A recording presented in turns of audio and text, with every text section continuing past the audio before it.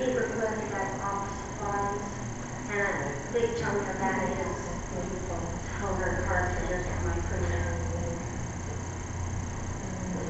Almost $450. UNCC is Orchids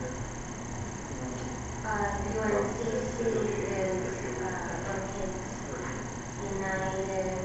The first one is material for alley and road repairs. The second one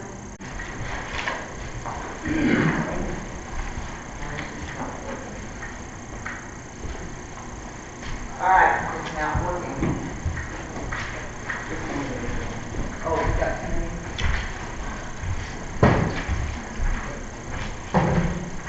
Welcome everyone. I'm so glad to see all the faces out here. Thank you for coming. I hope you can answer some of your questions and alleviate some of your concerns. And if you come up with more questions, please feel free to write them down and ask them when the public portion of the program begins. Okay, first I'd like to introduce the members of the committee.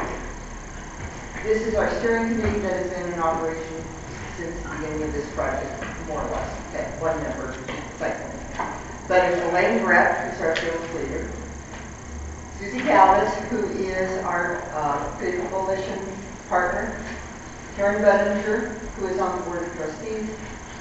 And me on the Board of Trustees. And Evan Gold, who has been our liaison to the Creative Coalition. We've done a whole bunch of stuff, and now he's like our Jackson figure guy. Oh, and Heidi with that. Yes, where's Heidi? There's Heidi. And she's a board representative from the Philadelphia. And this one's not working now.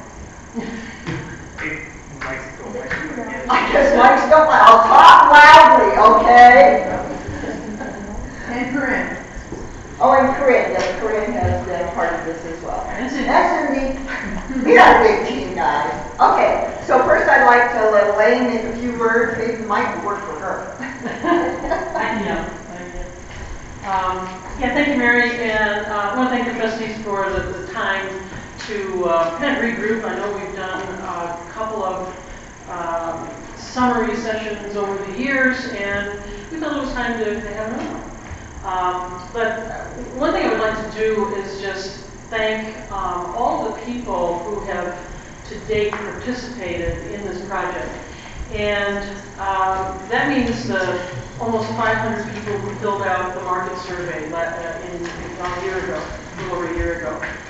It means the hundreds of people who attended focus group meetings, presentations from our state and national partners. We had really good response and turnouts at Mountain Harvest Festival, Harvest Voices for our announcement back in 2017. And it just really has been wonderful working within the community on this project and getting a lot of input. Now, I do understand that over the last 4 years, some people have come and some people have gone. And sorry if you weren't here for the beginning and all of the input and all of the things that we did. But suffice to say, there was a lot. And this community really came forward and gave a lot of information, gave a lot of preferences to this particular project, and it affirmed that it was on the right track. The other people I really would like to thank are the people on this team. This team was appointed by the mayor to keep Safe to Create going and to work with the state partners and the other folks, which we'll describe in a few minutes. And I've lived in the North Fork Valley for 15 years, and I have never seen in any of the municipalities, and I think I'd extend this to all of Delaware County, but certainly in the North Fork, an effort where the municipality working with a nonprofit organization together to drive a project. And I really commend the Creative Coalition and the trustees who have worked on this. It's really gratifying to see people in the town working together. And personally, I hope we can continue working together and doing good things for our community. And with that, I'm going to turn it back over to Mary. Again, thank you all for coming, and thank you for your input, past, present, and future. And we're going to do a little summary of what this project is about for some of the newer folks, and then dive into some of the issues. Mary, take it away. All right. All right. So, where did Spaces Created come from? It was the state of Colorado initiative to help rural areas with housing for affordable housing for artists and creative sector workers. And that's primarily because the creative sector is a huge portion of the Colorado economy. And we are one of the leaders in the nation in having a creative economy. So, next. What is our overall goal? To stimulate community and economic development in rural, small town, and mountain communities by providing permanently affordable and financially stable workforce housing and working spaces for the creative sector employment. And why are we doing this again? The metro areas are fine. I mean, Governor Hickenlooper started this whole program, and he said the metro areas are doing well. The eastern portion of the state is doing well. It's the small, western, rural counties and towns that are suffering because of mining changes, because of extraction changes, because of what has been happening in our communities. And this was built to help us economically in the rural areas of the state. So why Paonia? Part of it was the mines closing down. Helped spurred us to get this. We applied to the state for this program. And we were chosen because of the mines, and we needed to diversify our economy. We know we cannot exist on an extractive industry basis and continue on the way we're going. So we had to do something. So, and again, Carbondale and Crestview were two places that were competing against us, and they had the resources to do it. Paonia did not, which is one of the reasons why we were chosen. So the project is a catalyst for economic development and affordable housing. Two big things: affordable housing and economic development. Next. So along the bottom there, those are our list, our state and foundation partners. As you can see, we have DOLA, we have Creative Coalition, History Colorado, Betcher, Colorado Creative Industries, ODIC, which is the Office of Economic Development in the state, as well as the town. And so, no, we're fine. And so we started out in September 2016 with our application to the state. In January, we were selected to apply, so we had to apply to apply. We got chosen to apply, and then we were awarded the Spaces Created project in September 2017. We did a feasibility study in February 2018 to see if this was even a project that people thought we should go ahead with. Would it be possible to do this in such a small town? And the answer came back, yeah, you can do this. So following that, we did an market study, which looked at what is it exactly that Paonia needs. What can Paonia support in this regard? And that's where we came up with the number of units and what kind of units. Then we had community input meetings. In April, the Paonia master planning process begins, and all of this information is feeding into that, and they are also informing us. And now, February 2020, we are ready to move forward with recommendations and pre-development ideas. All right. Susie's up next.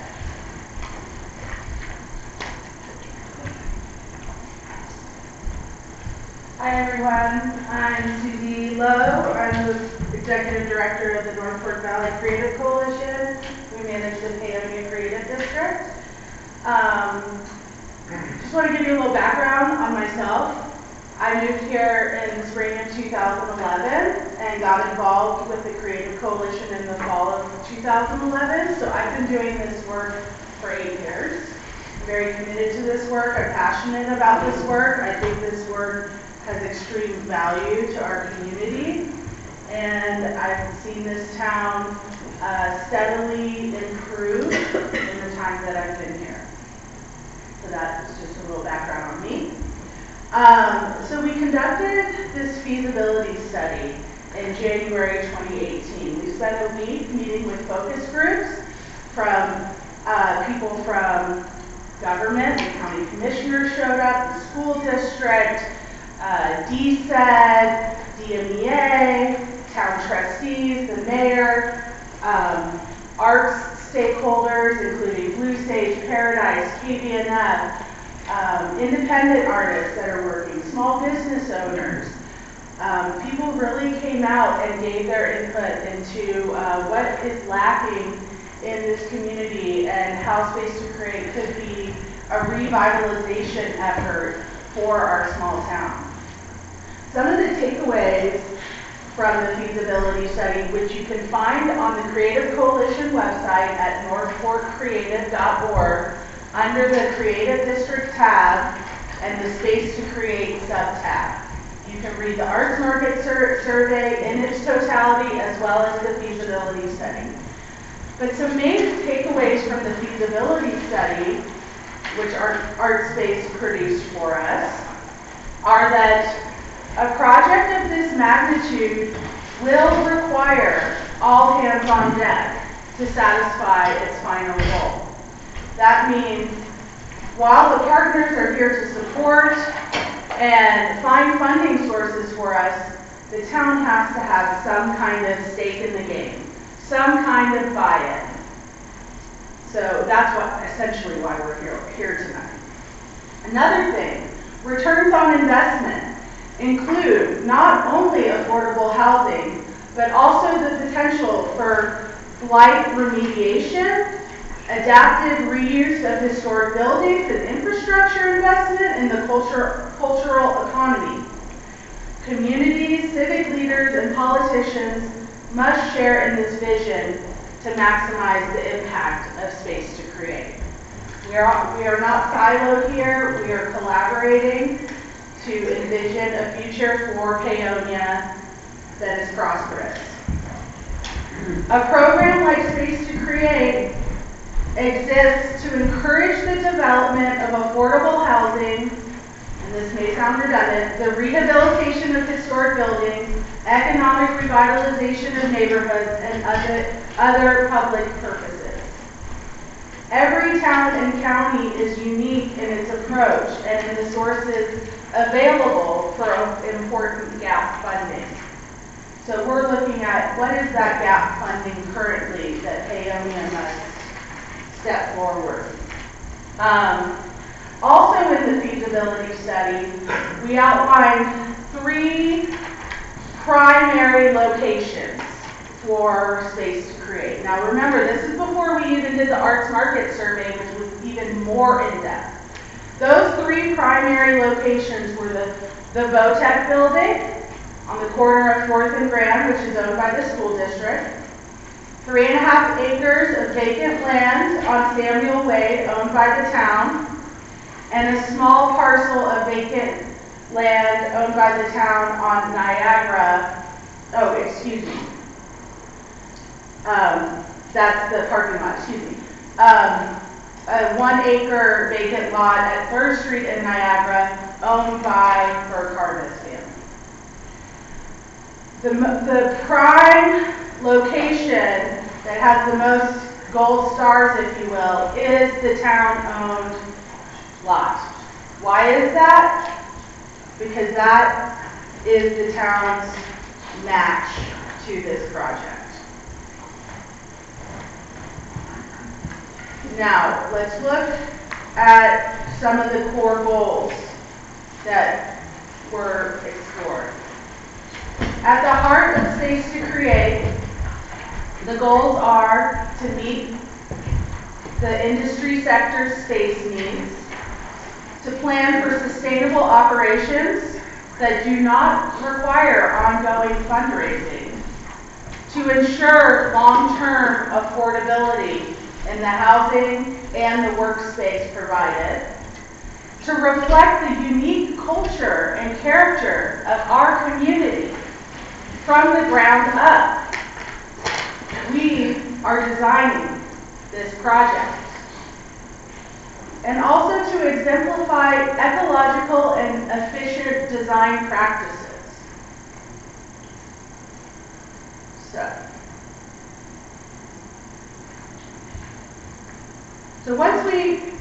I'm going to stop with the feasibility study information, and I'm going to move on to the arts market survey information. Again, visit our website, northforkcreative.org, Space to Create tab, if you want to read this in its entirety. Susie? Yes. Sorry to interrupt you. Is there any way would you be willing to slide the podium to this side of the screen? The people that are watching the meeting and live streaming can't see the speaker and are asking to be able to see you. Yes.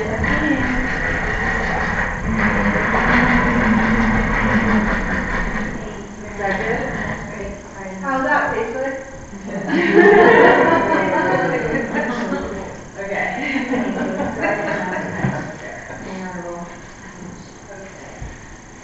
So now we're talking about the arts market survey. Through a grant from the Anschutz Family Foundation, we were able to hire a coordinator for our arts market survey, Sharon Bailey. She spent 3 months only working on the arts market survey, community outreach. We were at every festival from October through December. Excuse me, from September through November. We started off with a kickoff at Polis Park. Yes, we did give away ice cream, and people enjoyed it. Then we were at Mountain Harvest Festival for 2 days. This was solely an online survey, so we had tablets, we had computers, we had iPhones. And this survey was open to everyone. We made sure that we had questions appropriate to people who do not identify as creative, but either oppose the project or value the project and see themselves benefiting from the project in some way. We had over 600 respondents. We were tasked with getting at least 425 respondents, and we beat that. For a small community, that is incredible. What did the survey results show? Ultimately, it showed that Paonia can sustain 17 units of affordable artist live work housing, up to 60% of the annual median income. 10 units of new private studio spaces, in addition to these 17 units of live work space. And the price will range for those private studio spaces from an affordable $150 up to $400, depending on space. There was also a desire to prioritize shared and short-term creative and performing art space. So it could be rented on an hourly basis, something like that.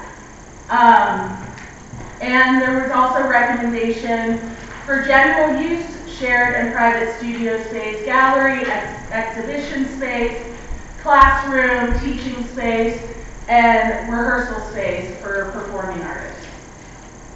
Now we do understand that many are concerned with the idea that this is just geared towards the creatives.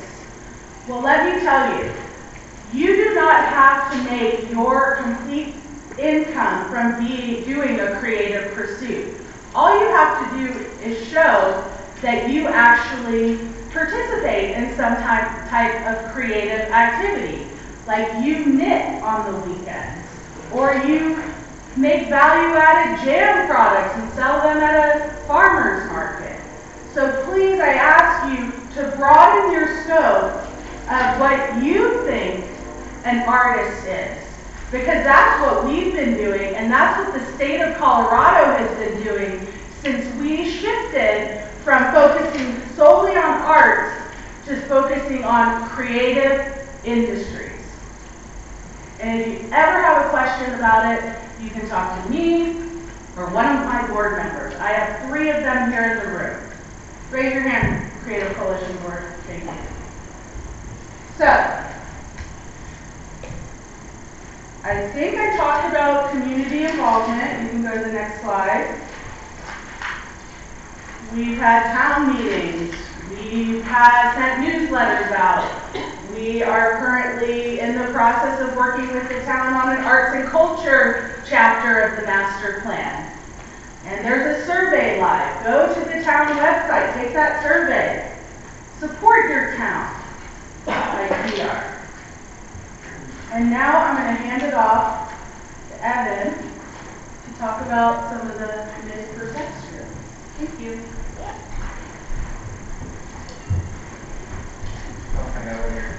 Yeah, all good. So my name's Evan Bolt. I'm the assistant to the administrator for the town of Paonia. So I moved here in last February, and I started as a AmeriCorps in June. And so being a part of this project, I need to inform myself. And there's a lot of information out there, whether that's through Facebook, whether that's through just public conversation, and I had to do the best I could to find the truths that I could based off that information. So these are just some of the things that we've heard related to Space to Create from the community.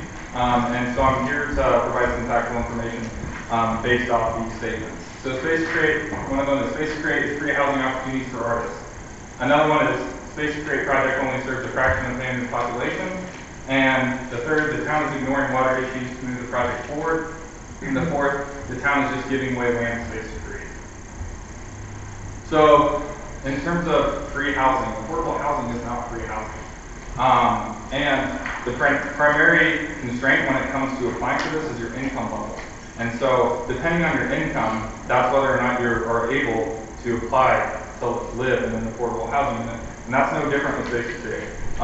They have to abide by state and federal regulations in terms of the funds that they receive for this project. And like Susie stated, you do not have to be a full-time artist. It could be something that you do in your free time, in your leisure time, and that it's kind of a side job for you. And also, another thing is that the town doesn't seem to care about affordable housing. There's a whole chapter dedicated to housing in the master plan. That is in the works, it's being drafted. There's going to be a huge component of that dedicated to a detailed plan on how to address affordable housing within Paonia.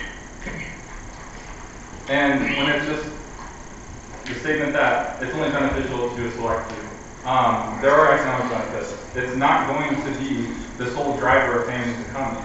It's going to be a supportive industry. It's going to help through diversification. No economy is going to thrive or be sustainable if there's just one industry driving the economy. We understand that. So through diversification, we can help stabilize the economy as the future progresses.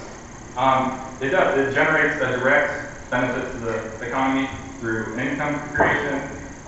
People are having more disposable income, artists specifically if they live here, but also jobs.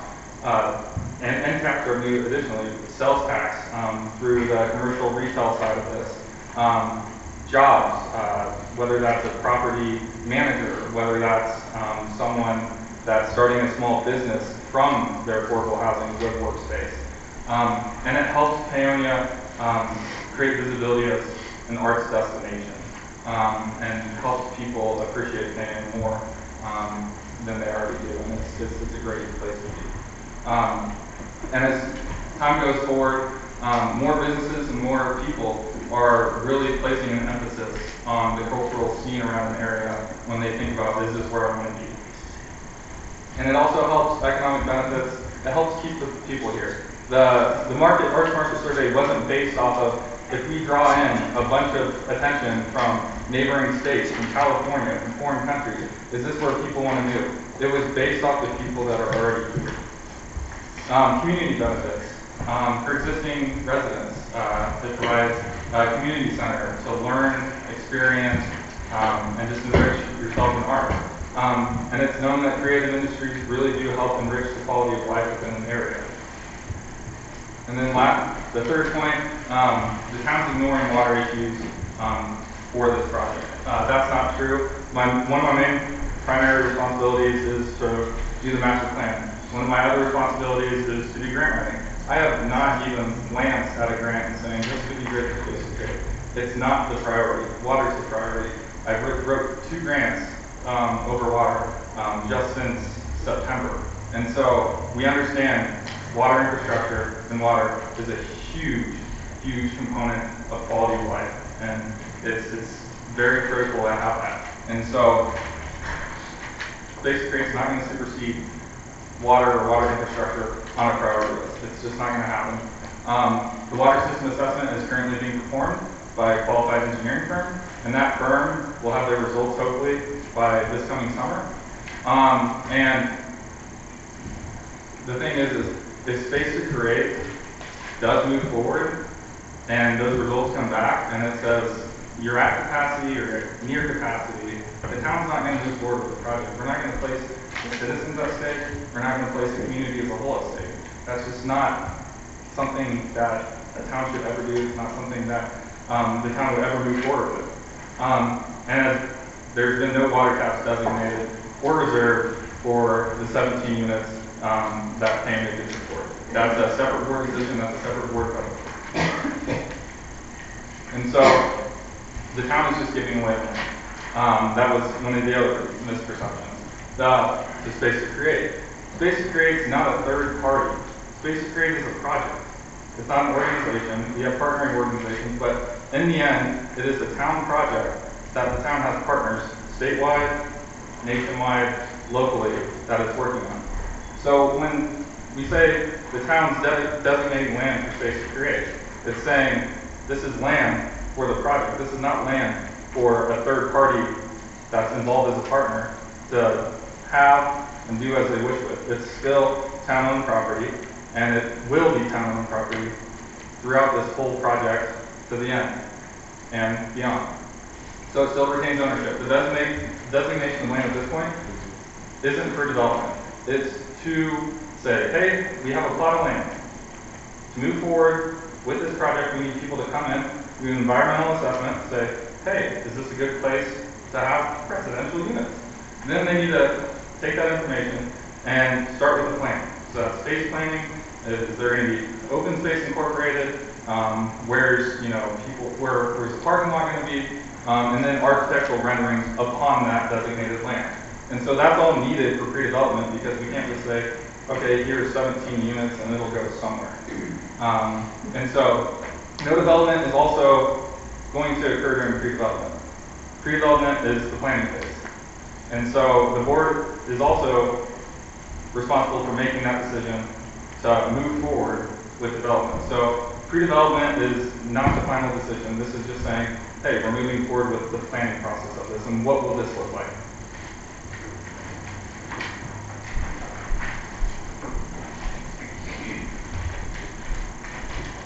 Okay, so why now? Why not tomorrow? Why not next week?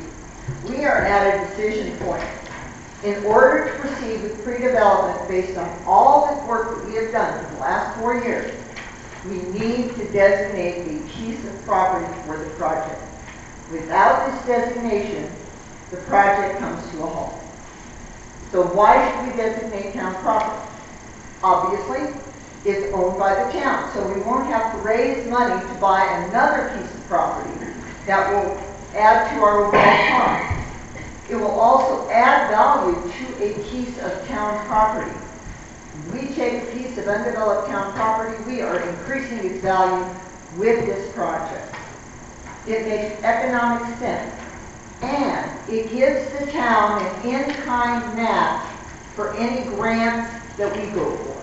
DOLA grants, private foundation grants, any of that. It gives us a stake in the game. And it also shows our partners in the state that Paonia is committed to this project. We are not asking for town money. We are not asking for a municipal bond. We are not asking for revenue increases. We're not asking for money. All we're asking for is a designation of a piece of ground. Now, what are we looking at? After examining all the properties owned by the town, and there were how many of them? 31 different properties owned by the town. We found that only 2 parcels were large enough to accommodate this project. The first is the 3rd Avenue Road. Yeah, Yeah. okay. Yeah, sorry. It's also known as Twin Lakes. It used to be the sewer pond. And then the second one is 640 Bridge. We'll get there. So the Twin Lakes property is large enough to accommodate the 17 units of live workspace and shared studio space. Development of this property will enhance the corridor into the downtown area. Right now, it's just a big empty mud pit. We put housing and landscaping in that area and maybe some commercial stuff. It will make it a lot better to drive into town. It will also allow residents of the place able to go downtown via walking. And green space behind the project. It does have some limitations in that it does need to be tested for contamination and is present remediated. The good part is the EPA provides brownfield grants, and these do exactly that. They will pay for the testing of this land, and if necessary, it will pay for the remediation. So again, we don't have to ask the town for money to make this place livable. Now, the second project is the 640 Grand. And I don't know if you guys know exactly where this is, but there's the Grand Avenue Bridge. It's just on the other side of the river on the Grand Avenue Bridge and then runs in this long triangle down the river. Now, while it is larger, it's over 16 acres. Can you explain a little bit more where that's located? Okay, so if you were driving toward 133 on Grand Avenue, and you cross the bridge headed toward the high school, if you look immediately on your left, after you cross the bridge, that's that property. It currently is full of its trees and bushes and the like, and it's right on the riverbank. Yeah, below the school. So it's not, while it's larger, it's not as conducive to a project siting and building as the Twin Lakes, primarily due to its shape. It's farther from town and will not enhance the entrance to town as much as the Twin Lakes property will. It also lives in a 100 and 500-year floodplain. So in order to build on this land, we would have to build levees to protect it from flooding. And that's going to be a lot of money. And of course, there's no guarantee that even if we do build the levees, that this will protect the buildings in case of future climate-driven flooding. So, we are asking that the town designate the 3 Street property, Twin Lakes, to be the designated piece of property for space creation. And so now, our presentation is done, so I'm going to ask the trustees if they have any questions. Let's do this. I don't want people moving chairs and all that, but we can get board members to come in this front row, that'd be helpful. And as I said in the very beginning, I think it would be worthwhile for board members here initially to ask questions. And when they get done asking their questions, to the extent that we have time, you folks will be able to ask questions and make comments as well. Also, too, there is an action item on tonight's agenda. This is a work session right now. The board cannot take formal action in work session, but there is an action item later on tonight, the regular meeting will be commented at that point in time as well. So let's start with the board members and questions that board members have. Mr. Mayor? Yes. To make one comment, Please. we're going to do our best to try and answer your questions and comments. If there's something we can't, there's a little tool, facilitation tool called parking lot, and we'll write it down and get it back out. We don't pretend to know everything and have all of the numbers and things that are pictures, so we'll do our best to get back to you all. But we'll write it down so we've got it. Questions from board members? I've got a couple, and I think Trustee Patton's got a number of questions too. We'll start with you, Trustee Patton. Okay. So my first question is regarding ArtSpace's role in the project, how they were selected as a partner, and would they be managing the pre-development phase, or how do they fit into this? I'll go looking for it. ArtSpace was brought in as a primary partner at the inception of the Space to Create project initiative By the state. by the Betcher Foundation and Colorado Creative Industries. That is because they are the leading nonprofit real estate developer for artist-led real estate development for 30 years. They have all of the capacity or operations, organizational in place. We don't know yet if they will manage, but likely the town will follow the process necessary according to town rules to put out for a developer. ArtSpace will be favored. But not necessarily chosen. Correct. But they are the partner to Colorado Creative Industries, Office of Economic Development, along with Betcher Foundation, Department of Local Affairs, and the list that was presented there. And that's because they're the expert. Yeah. They've been doing it for 30 years. Mr. Paxton, would you like to ask another question and then give some other folks an opportunity? I have a whole bunch, so I don't know how many. Well, let's do this. Other board members have questions. I'll ask just a couple real basic questions. First of all, in terms of the process, what are the decision points? You know, basically, I want to know, and I'm sure people want to know, at what point is this town committed fully to this project? Is it with the commitment of land? I'm sort of hearing that that's not the case. No. Obviously, there'll be some folks that may very well put some energy and effort and time and money once that property is committed. But I'm hearing that is not a definitive decision point. I'm trying to figure out when that definitive decision point would occur, because I think it's terribly important for everybody to know. At what point is there no return? I would say maybe at the point where we break ground. Well, I would say where there was committed funds. And I think there's a number of steps along the way. Right. The town sort of committed when it accepted the application and agreed to work with Colorado Creative Industries and ArtSpace on the studies. So there was commitment to the studies. And in that, the town received funding from the Betcher Foundation, from the Department of Local Affairs, to cover the costs of those professional studies. So there was a commitment of funds there from the partners. Moving forward, the next phase here is called the pre-development phase. And that encompasses a whole lot of things. Everything from land survey to architectural design to But we're not committed at that point either. If the water study comes back and says we don't have taps, Space to Create, done. So that's not. If the water study comes back and says, yes, we can do this,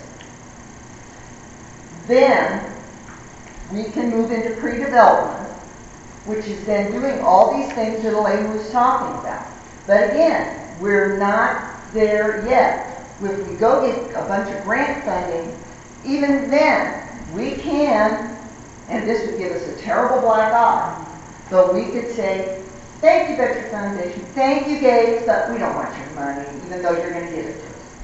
But even then, that is not a drop-dead point. For me, and I don't know about you guys, but I think the drop-dead point is the day we put shovels in the earth and we build. I agree. I do want to address the point of leadership in the town. The town was awarded this project. It would be a lot easier for the Creative Coalition to do this project on its own, without the bureaucracy. However, that's not the case for this state-led initiative. So when is the town going to decide that it's leading this project? Colorado Creative Industries and ArtSpace put the project on hold at the end of last year when the town showed lack of leadership and transition with your manager. Said, pause. The town's in an excellent place now with leadership. The way this committee has worked in this new year has been night and day from how it worked before your leadership shifted. So I'm going to put it back on the town trustees and ask you, when are you going to go all in on this project? But we are facing an election. And in a couple of months, this board may be entirely different. You're all running again. Yeah, but there are other people who are running as well. What I don't want to do is get people starting to blurt out. I just don't like So to spin the- if you could refrain from doing that, if everyone can refrain from doing that, I appreciate it. We've got 10 candidates, we could have 5 more people up here. So, there is the possibility that the board will change and could change dramatically. And so then again, we would have to go back and talk to the board. But again, my drop dead point is the day we break rank. I'd like to throw the definition from my old past life out of what a decision is. And what we used to use as a definition of decision is the irrevocable commitment to resources. Yeah, I think that is probably accurate. There is a point where the town has committed substantially, either in terms of property, in terms of money. That may very well be a point of no return or facing some real negative impact because we went too far down the road. So it is a situation where I do think it's important because the way this has always been presented is essentially very interesting idea, tremendous amount of resources that can be made available, a great deal of talent and expertise, but it has been sort of one step at a time, which is, I think, is a very intelligent way to address the situation, because you don't want to walk away from something that's very positive, but you also don't want to do something that ultimately does not help the town. And so it's been a step-by-step process. And I guess what I'm trying to figure out by my question is getting a better sense of at what point really have we committed so much to this that it is irreversible.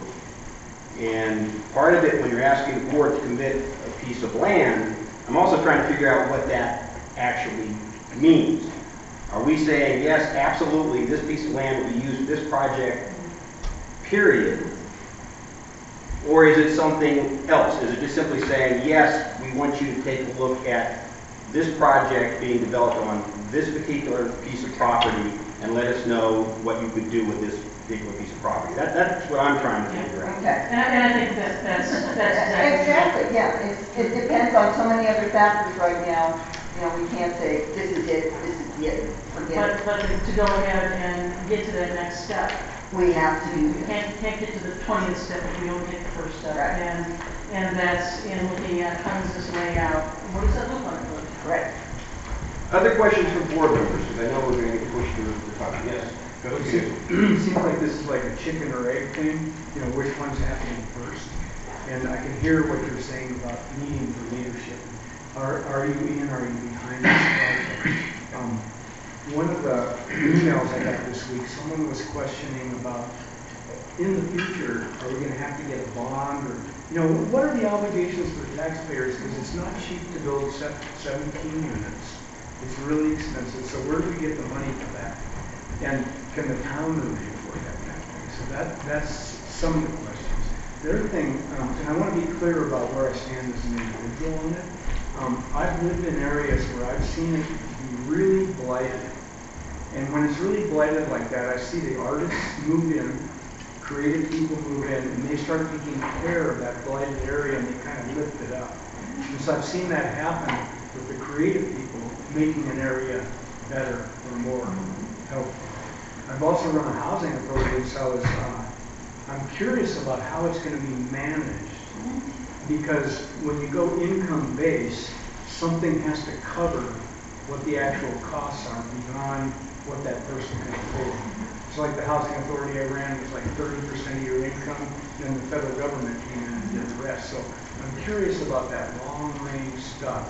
I think a lot of people are we're worried about it in Taylor about long range, but I can also see as leaders, I'm kind of talking on both ends of the spectrum here, that we need to say we're in this and we're behind it.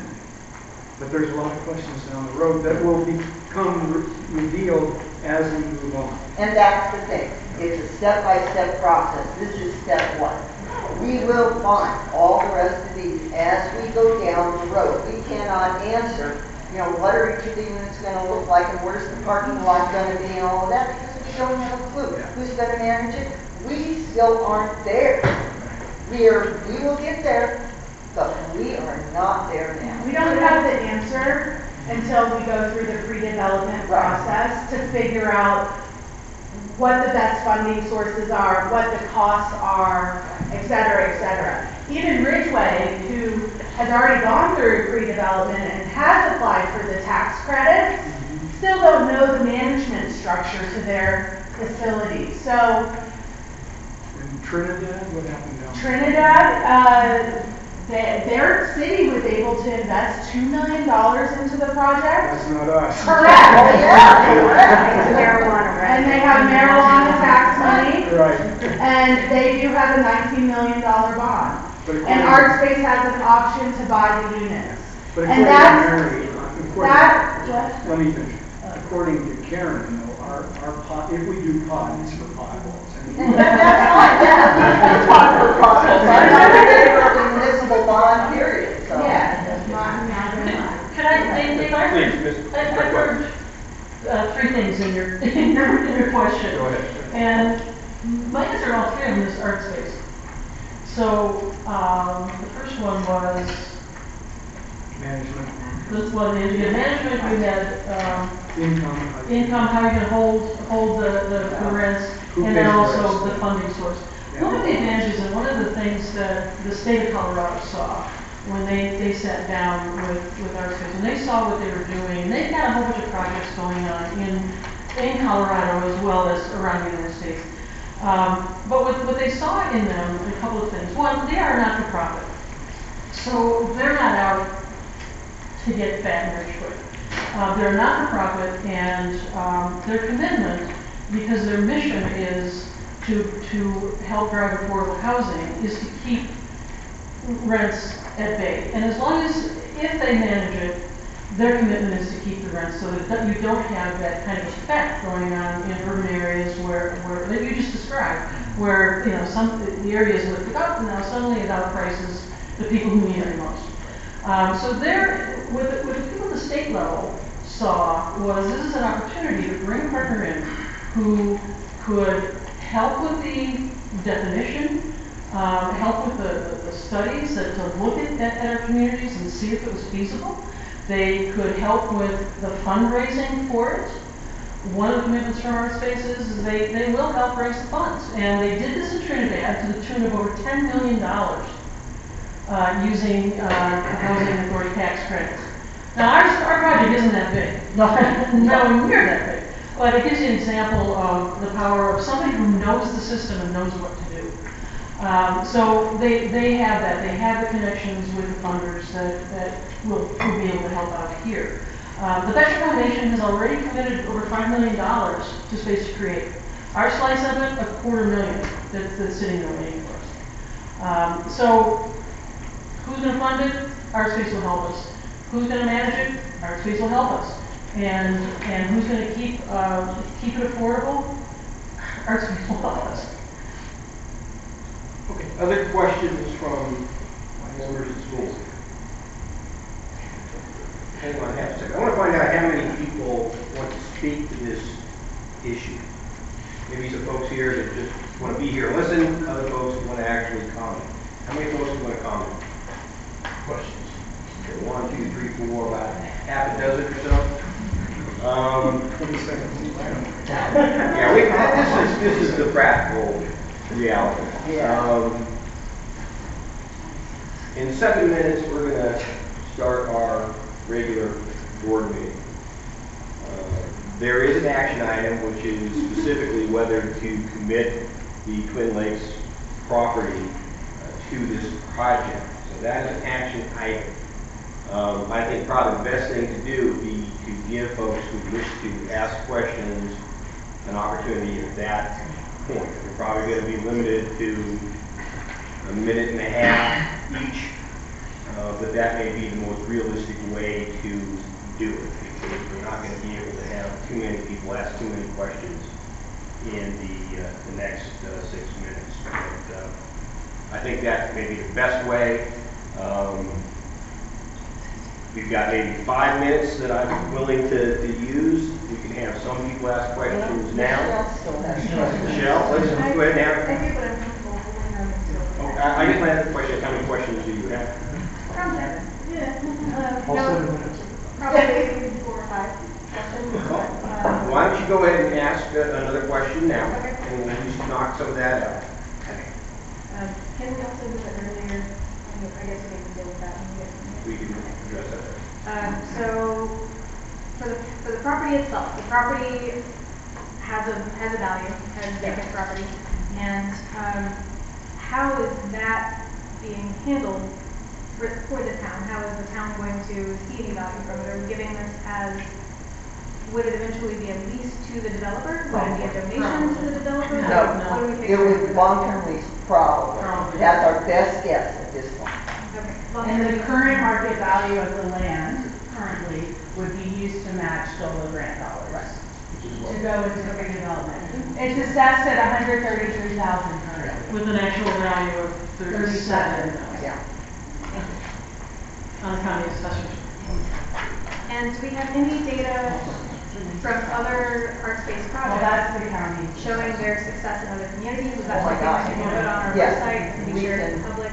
There's a lot of data on what our spaces and their success. They have yet to sell a building that they have done, and they have done developments all over. Over 30 years, is that right? That's their track record? Yeah. If they did decide to pull out from Peonia after the project is going, after the development is built, They wouldn't. And see, that's the thing, that's There will be another, contracts in place. contract, Right. okay? Absolutely. Between the town and the manager? Correct. right. Okay. Yeah, one thing we're pretty sure of is that the town doesn't want to be a property manager of residential Yeah, housing. absolutely. In Ridgeway, that's certainly true, and in most of these areas, it's certainly true. And what level of control will the town and the public have over the design and construction process? A lot. Yeah, I think we It's can have. it's community driven. In Ridgeway, they went through several iterations of the design until the community felt comfortable that it was a design that fit with Ridgeway. Yeah. Because it's important to we're all, anyway. Yeah. We'll have a lot of input. Yeah, and if you were here and took part in the sign charrette that we did to create the template for the signs in town, you know, that's part of the process, is having people come in and look at all the different things and give their ideas and all the rest of That that. would be part of pre-development. They would come and do a lot of community workshops where everyone's invited. Right. And, sorry, last question. So beyond pre-development, how do you see this integrating with the master plan completion? Because just from doing some research, these public nonprofit partnerships are a great way to move forward with affordable housing for communities, but it's typically driven by a comprehensive master plan, some policies in place around how those partnerships happen. So is that beyond pre-development, would you be waiting on a complete master plan to move it forward? I don't think so. Hopefully we'll have the master plan done prior to pre-development being completed so that it can mesh together. And if it isn't, then we will talk back and forth. And I think, you know, the data is pointing, even at this very early stage, that yes, affordable housing is an issue and is needed. And economic development for Peonia is an issue and is needed. And, you know, we could wait until all the I's are dotted and T's are crossed and Or, you know, we can take these preliminary steps and not wait for another 2 years to take those steps. Really, it's through the 3 years of this committee meeting that the town even moved forward with redoing its master plan. Yeah. We encouraged that and pushed for that. The town needs that. Yeah. That's- Our nonprofits who are doing work like the Creative Coalition need that Yeah. to go to sustain. I think we're on. Yeah, this is what I'm going to do. At this juncture, I'm going to go ahead and adjourn the work session. Like I said, there's an action item that's going to be brought back up. We'll give people an opportunity to speak and ask questions at that time. And the board might consider whether it wants to change the agenda in some way to facilitate this a little bit earlier in the meeting. But for now, we're going to adjourn the work session and go ahead and get board members back with their chairs where they should be and move forward with tonight's meeting.